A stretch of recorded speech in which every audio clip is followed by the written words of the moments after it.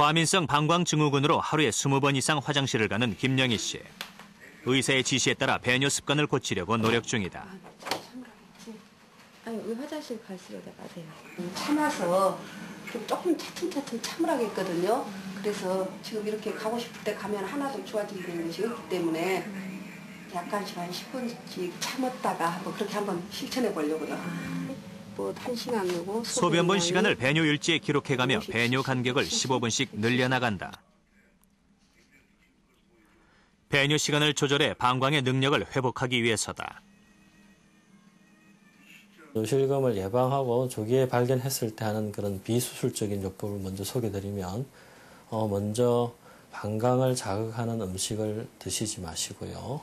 그 다음에 수분 섭취를 충분히 하시면서 소변 보는 시간을 간격을 넓게 잡아가시고요. 그 다음에 골반 근육 운동을 방광을 지지해주는 골반 근육 운동을 주기적으로 운동하셔서 강화시켜 주시라는 것을 권하고 싶습니다. 요실금의 비수술적 치료는 배뇨 습관과 함께 올바른 식습관이 요구된다. 쥐 실험을 통해 식습관이 방광에 어떤 영향을 미치는지 알아봤다.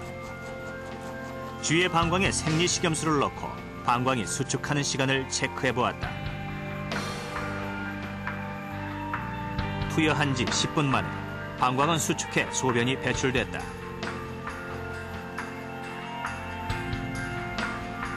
이번에는 같은 양의 산성물질인 아세트산을 방광에 넣고 소변 배출 시간을 체크해보았다.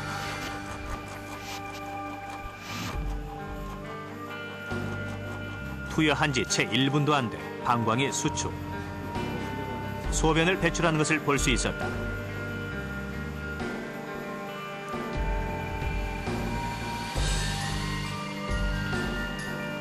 이 실험을 통해 산성물질인 아세트산이 생리식염수에 비해 약 10배 빨리 방광을 자극하게 하는 것을 확인했다.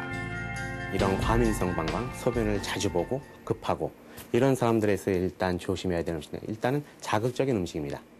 어떤 매운 음식, 신 음식, 또 너무 차가운 거, 카페인 뭐 이런 계통을 가장 조심하는 게 좋은 게 이러한 물질들이 어떤 이제 영향을 미치냐면은 방광에 소변이 차면은 마렵다는 신호가 이제 뇌로 들어가서 방광을 수축을 하게 됩니다. 근데 이러한 자극 물질이 방광을 자극하게 되면은 정상적으로 300~400cc가 됐을 때 이제 소변이 마렵다는 느끼는 신호가 100cc, 200cc만도 방광에 차도 방광이 마렵다는, 소변이 마렵다는 이런 신호가 뇌에 들어가면서 자꾸 방광을 자극시켜서 소변을 자주 마렵게 만드는 거죠.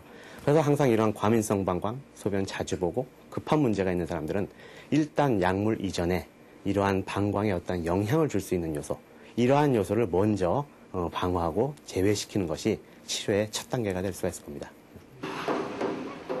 과민성 방광 증후군에 복압성 요실금까지 겹쳐 고생했던 안영순 씨. 불과 3개월 전만 해도 손자와 놀아주는 일은 상상할 수도 없었다. 한참 힘들 때는 아기 안는 것조차 힘들었으니까 그때는 봐줄 수가 없었어요. 지금은 이렇게 놀잖아요. 수시로 나와서. 이렇게 안영순 씨가 일상생활을 무리 없이 할 수 있게 된 것은 병원에서 배운 골반 근육 운동이 큰 도움이 됐다. 그러면 근육 운동은 언제 하시는 거죠? 지금 하고 있어요. 아, 지금 하고 계신 거예요? 시간과 장소 구애 안 받고 항상 마음속으로 해야 되겠다 하는 생각만 가지면 할 수 있어요. 지금도 하고 있어요. 틈만 나면 골반 근육 운동을 하는 안영순 씨. 또 자세는 이런 꾸준한 노력으로 요실금을 극복할 수 있었다. 발을 이렇게 올린 상태에서 이렇게 하는, 남한테 이렇게 나서기 꺼리는 그런 게 없어지고 또 먼 길 가는 것도 구애받지 않고 잠자다가 화장실 가는 거 그거 보통 고역 아니에요. 잠을 깊이 들 수가 없는데 골반 근육 이렇게 하고 나서는 화장실을 어떨 때는 한 번 가고 거의 안 가는 날, 이게 정상 생활로 돌아왔다는 거죠. 안영순 씨는 증상이 호전된 지금도 병원을 찾아 수시로 상태를 체크한다. 증상은 거의 정상이라고 할 정도로 좋아졌다. 치료를 받으시면서 집에서도 꾸준하게 계속 지속적으로 골반 근육 운동을 계속 6주 동안 꾸준하게 유지를 해주셨기 때문에 지금 치료를 하기 전에 비해서 치료하고 난 다음 훨씬 더 이렇게 증상이 거의 완벽하게 없어질 정도로 지금은 거의 새는 증상이 전혀 없고 소변도 자주 안 보시고 얼마든지 참을 수가 있게 되는 그런 상태로 많이 이제 호전이 되시는 거죠. 골반 근육은 방광과 요도를 받치는 근육이다. 이곳에 꾸준히 힘을 가하면 탄력성이 생긴다. 이렇게 강화된 골반 근육이 요도를 압박해 소변이 새는 것을 막아준다. 그렇다면 골반 근육 운동은 어떻게 하는 것일까? 먼저 가만히 누운 자세로 5초간 항문을 수축한 후 천천히 이완시켜준다.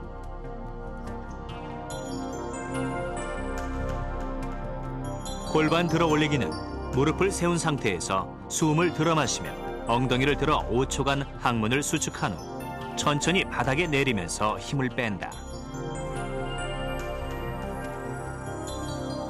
가부좌 운동은 엉덩이를 들어 올리면서 항문을 수축한 후 다시 엉덩이를 내린 뒤 짧게 3번 항문에 힘을 준다.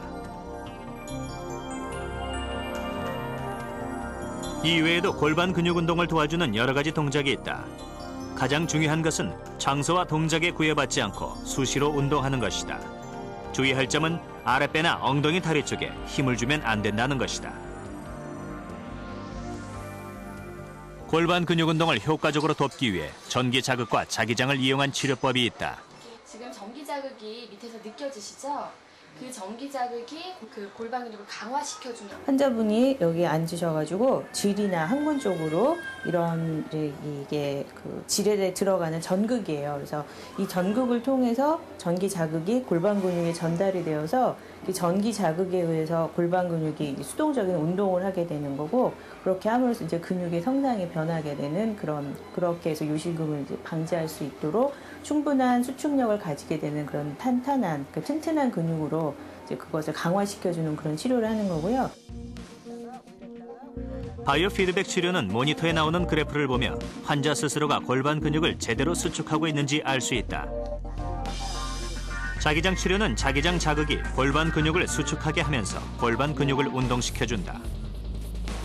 이 비수술적 치료라고 하는 방법들도 그냥 기계가 무조건 운동을 해주게 하고 무조건 방광을 안정시켜주는 그런 치료가 아니기 때문에 가장 중요한 기본적인 게 골반 근육의 이 운동할 수 있는 힘과 그 운동력, 그 수축력 그런 것들을 높여줘야 되는데, 그것은 계속 꾸준하게 본인 스스로가 운동을 계속 유지를 해줘야지 유지가 되는 것이거든요. 그래서 환자의 이 치료에 대한 그 순응도가 굉장히 많이 그 성공률을 좌우하게 됩니다. 비수술적 치료를 6개월 이상 해도 호전이 안 된 환자는 수술을 시행한다. 수술이 필요한 환자는 전체 요실금 환자의 10%다. 요즘은 테이프를 이용한 수술이 이용되고 있다. 수술 방법도 간단하고 회복 기간도 짧아 환자들의 만족도가 높다. 테이프를 이용한 수술은 골반에 테이프를 넣고 방광과 요도 사이를 걸어 받쳐주는 방법이다. 테이프 수술이라는 것은 이제 인공 물질로 돼 있지만 그게 우리 몸에 들어가서 조직 반응이 비교적 적고 그 안으로 살이 자라 들어가기 때문에 결국 우리 몸의 일부의 조직처럼 될 수가 있는 거죠. 테이프를 설치하게 되면은 그 부분에 새로운 조직판이 형성이 돼가지고 복압이 올라갔을 때, 배의 압력이 올라갔을 때 요도의 닫힘 작용이 불량해서 생기는 그런 요실금을 막아주게 되는 거죠. 그래서 결국 그것 때문에 압력이 올라가게 돼서 요실금을 방지하게 되는 겁니다. 일주일 전 복압성 요실금 수술을 받은 차민순 씨의 첫 외출.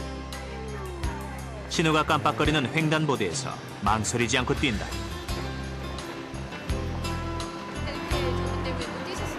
못 뛰었어요, 전혀.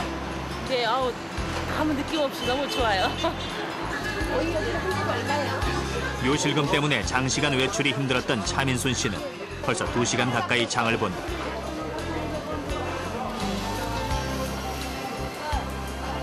전에 같으면 이렇게 못 할 텐데. 성 시장을 못 봐가지고 나오니까 살 게 너무 많네. 적극적인 치료로 활력을 되찾은 차민순 씨. 그녀는 새로운 인생을 시작하고 있다. 부끄러워하지 마십시오. 요실금은 부끄러운 병이 아닙니다. 단지 불편할 뿐입니다. 그렇기 때문에 주저하지 마시고 본인이 요실금이 있다 하면은 우선 전문가 선생님께 오셔서 좀 상담을 받으시고 만약에 내 증상이 초기라고 그러면 적극적으로 약물 치료나